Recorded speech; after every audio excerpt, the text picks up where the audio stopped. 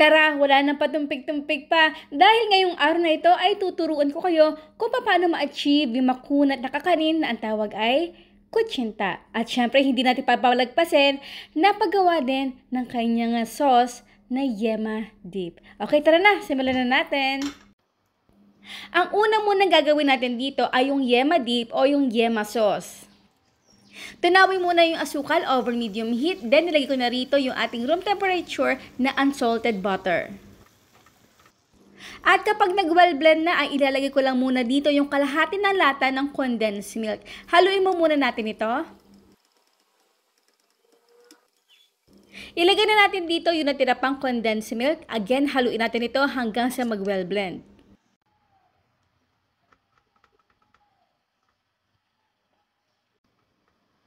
Meron nga pala ako ditong gatas at kung wala kayo nito, pwede tayo gumamit ng evaporated milk.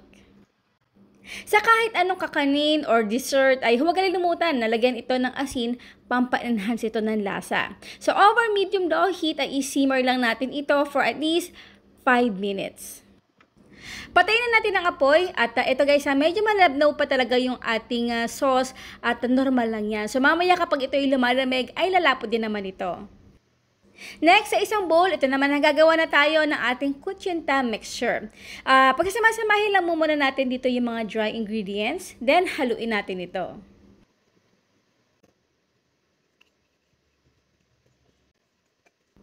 Next ay ilalagay ko na rito yung ating tubig. Pero dahan-dahan lang din para madali tayong mag-mix at maiwasan na magbuo-buo yung ating mixture.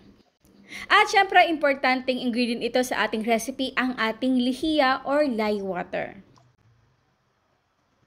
At para naman ma-sure na wala itong buo-buo, ay i-strain natin ito kahit mga isang beses lang. Sa molding gagamitin ko nga pala dito ay ito ay kasing sukat ng large puto mold. So maglagay lang tayo dito muna ng oil para madali tayo nga magtanggal mamaya ng kutsinta. Then nga pala ito bago tayo maglagay ng mixture dito sa ating molde, ay kailangan na lagi natin ito hahaluin kasi ito ay tumitining yung mga dry ingredients ito sa pinaka-bottom ng ating bowl. So maglagay lang tayo dito ng mga 3/4 size, 3/4 full na ating molde. Ayan, so bago natin ito isalang, make sure na kumukulo na yung ating tubig over medium heat. Again, kapag kumukulo na, ilagay na natin dito yung ating kutsinta at i-steam lang natin ito for 25 minutes. At syempre, bago natin ito tanggalin sa molde, make sure na ito ay maligamgam na para hindi tayo mapaso.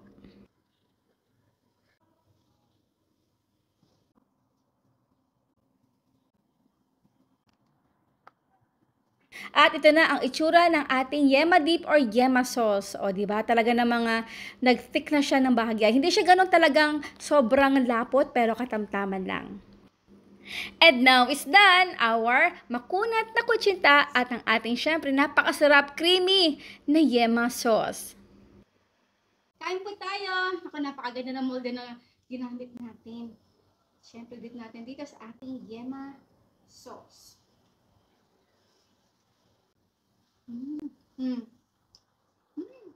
Ito na. Diba? Wow. Wow.